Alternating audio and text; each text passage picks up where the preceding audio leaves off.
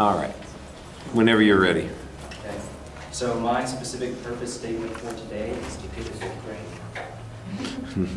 No, actually, that's a joke. I was trying to elicit a smile from some of you, apparently. Only Amber's a sense of humor. Today I want to enlighten everyone here about the effects that a smile has on your body. First, I want to talk about what is smiling exactly? How do we smile? Where did it come from? Then I'd like to talk about the social aspects of smiling. I mean, when I smile, what does it mean to you? And then I'd like to talk about the chemical aspects of smiling. What is smiling anyway in the brain? What does it do to other people chemically? And lastly, I'd like to speak about what does it have to do with you? How does that affect you personally? Everyone here has finished high school, I assume, or at least are college students, so you all know who Charles Darwin is. He actually worked with facial expressions and the evolution of facial expressions. He found that, turn this on, it's the great zygomatic muscle that causes us to smile. That's a muscle here that starts at the cheek and meets at the upper lip on the corners. When you smile, it contracts, and that creates that teeth glowing smile everyone here seems to not have right now. Let's see. A true smile is actually not just this one muscle. It uses a lot more of the muscles in the face. But Darwin believed that it was attributed to, or evolved from, a bit of a snarl as well as a squinting motion. And we actually see that in other animals. Most commonly, the dog. I got a little bit of smiles from you guys. That's a lot of the times it's used in personifying other animals. Just that squinting and grinning that we get. Now, socially, smiling usually means like someone's happy, right? It changes from time to time. Like up here, it's more confident than anything, not so much happy. You guys, when I smile, I mean, supposedly when I look at you and smile, you should smile back. It's known as mimicking. Everyone here seems like they're dead today. So I'm not getting a lot of that back. But mimicking was studied by the American Psychological Association. We wanted to know whether or not, or they wanted to know, if mimicking is robbed from a person, whether or not they can tell whether or not a smile is real or true. In order to find this out, they took two groups and gave one a pencil, put it in their mouth, had them look at pictures and tell them whether or not that was a true smile. The other group didn't have the pencils, and because they were able to mimic the smile, they knew when it was true and when it was not. Mimicking is great. When I do it, when I smile to you, usually you smile back in a normal situation. That actually affects you chemically, and it affects me chemically. When I smile, I create serotonin in my brain, and it's a neurotransmitter that regulates mood, but is, if used in higher doses, actually makes you happy. Let me just go through these.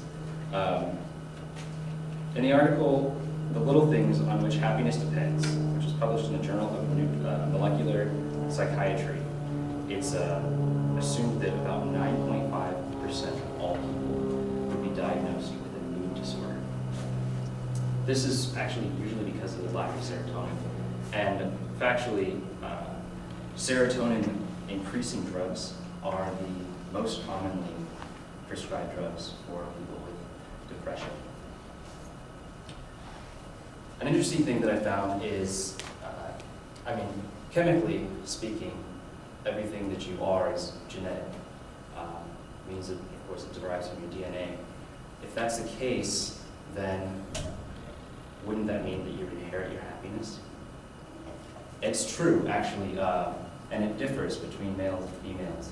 The amount of serotonin that your body produces when you smile is derived from your parents. Males, it's about 39%.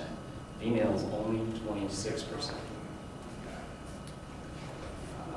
So does that mean your DNA tells you exactly how happy you'll be? Not exactly. Environmental factors are the other 60% for males and a little higher for females. And because of that, we can smile, create serotonin, and become happier on our own. So what does that mean for you exactly? Well, the CEO of the interactive health company, HealthTap, actually, apparently I didn't write his name down. I believe it was Ron Goodman, explains that in his TED Talk, people who smile more often live longer. On average, a person who smiles about 20 or more times a day would live, and of course, because the people who died, you know, started back then, they died now. We have a better living condition, so don't expect that, you know, this is your smiling death rate. If you smile more often, these people would live 79.9 years. Those people who smile a little less often and didn't smile as bright would live up to 75 years. And those who didn't smile only lived about 72.9 years. He also explains that the majority of us smile about, 1/3 of us, I think, smile, it's right here, 1/3 of us smile 20 times per day. Only about 14% of us smile less than 5 times a day. And children smile 400 times a day. So as I leave you today, I'd like to encourage you all to spend more time with people who smile. Mimicking their smiles will make you happier. It'll make you live longer. And I have one more point, but that's fine. Spend time with children. They smile 100 times a day, so that'll make you smile more often, and you'll be happier for it.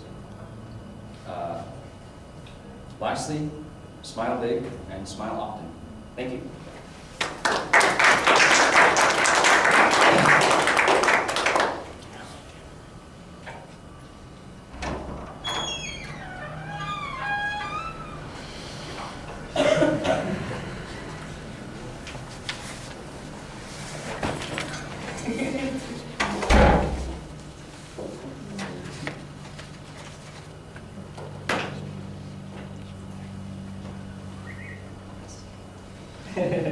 Thank you.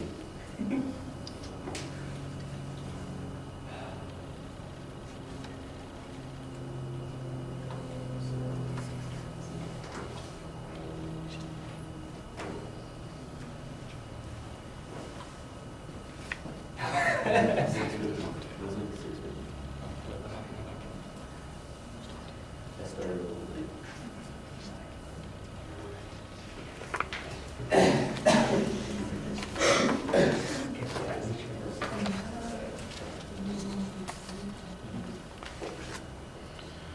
All right, Tristan, what did you think? It was a good speech, but the first slide with the skull, there's too much, I guess, movement, so it kind of would be distracting. Some people like seeing the concept of movement. Yeah. I tried to get this off. I got that technology. And some of the side comments, like you're shuffling through your cards, saying, we just flip through these. Yeah. That's a little distracting. Yeah. And then at some parts where you bring out like your last point or whatever it was. Sorry. Or French techniques. Yeah. Pretty much that was it.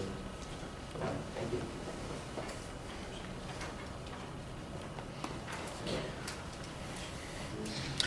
I appreciated your attempted humor as an attention device. It's always dangerous, you know, to walk the high wire and then suddenly discover that there is no net below you.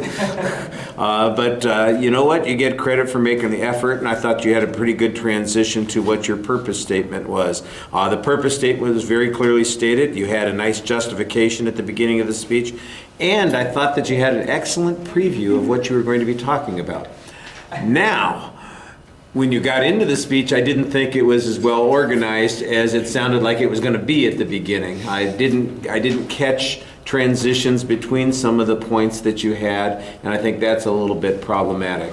I thought, you started off with a background piece of visual information that you're going to use. I said, he's got a whole bunch of stuff and that's pretty much the only thing that there is in the presentation. I'm going, yeah. I feel a little like I got ripped off. There ought to be something more to smile about here, especially at the when you start talking about the statistics and longevity. I'm going, this is a natural for any of those bar graphs or timeline things that we were talking about that probably would have worked pretty well. Maybe you could have just made the smile, like a smiley face in proportion to the size. The bigger the smile, the longer you live. There are lots of things, creative things that I think you could have done to make it a little bit more invigorating for the audience. Although I thought that you did a lot of other things during the presentation to try and to make it react that way.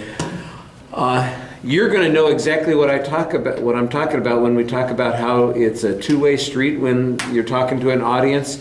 You say, you can make all the effort in the world, but boy, if you don't get much back, it feels like, audiences need to be participants in the process also. And I don't want to scold audiences. I know sometimes people are distracted. A lot of people are thinking about their own speech, or they've got some other responsibility going on. But you really do need to kind of engage with the speaker too, because they're making an effort on their part, and it's a little bit disconcerting when you are talking and but it sounded like you did get some reactions finally here and there, and it's nice. That's the whole point. People want to point the finger at the speaker and say, well, that speaker sucked, and I think the exact opposite sometimes. I want to turn around and point the finger at the audience and say, that audience sucked. There's something wrong with them. And the truth is, both people are accountable and responsible for it, and they need to work together. And you know exactly what I'm talking about now when I say that. I thought the contents of the speech were very good. You had a lot of information. You cited your information very regularly. There are a couple of places where there was some background information that didn't get cited, but there was almost always, when you presented something that was important, you gave us a source for that, and I thought that you did a good job on that. The delivery, you got a little caught up a couple of times, stuck with where you were going next, or sidetracked by something that was happening, but you usually you were okay. Like I said, the transitions I think were a little bit problematic. They were better in the beginning of the speech, and then in the body of the speech it just felt a little bit like it was like, you ever drive a car that's stalling out, and it feels like you're kind of, you've got momentum, but once in a while it just kind of, Like at the end where yeah. But I did think that your exit line was pretty good.